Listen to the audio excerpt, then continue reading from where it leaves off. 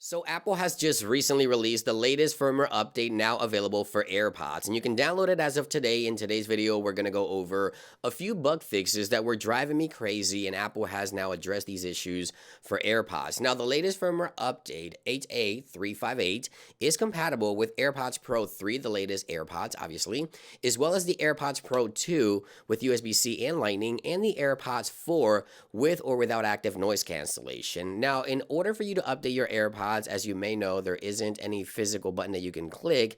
You just have to wait for it to happen in the background. So you just make sure your AirPods are paired to your iPhone.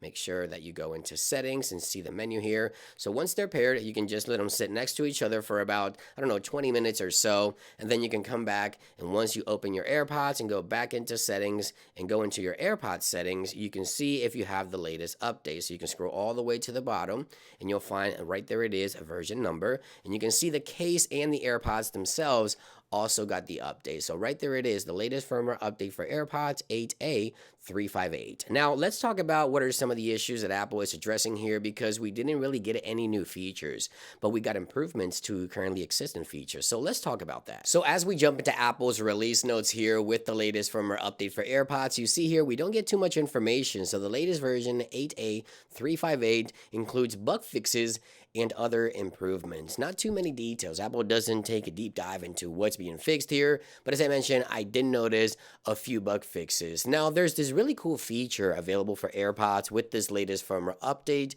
and that is a camera remote option that allows you to use the stem on your AirPods as the remote for your camera. So if you place your AirPods in your ear, so I'm gonna just do one here for the purpose of the video, and you head on over into AirPods settings on your iPhone's settings here, and you scroll down, you find this camera remote option. So you can select the one press option to capture photos and videos on your device, again using the stem on your AirPods. Now let me show you that. Let's jump into the camera. Let me press on the stem of the AirPods, and you see there we get the countdown, and it takes pictures. You can also do this with video. You can start capturing video just like so. I pressed it once, press it again to stop, and just like so, you can capture photos and videos using this remote feature with the stem of your AirPods. However, I noticed initially when I got the AirPods Pro 3rd generation, I went to press on the stem on the AirPods and it wouldn't take the picture, but rather it would start playing music instead. And it was so annoying because it got confused. It would play music and then pause the music and then take the picture and go back to the music. It was just really messy.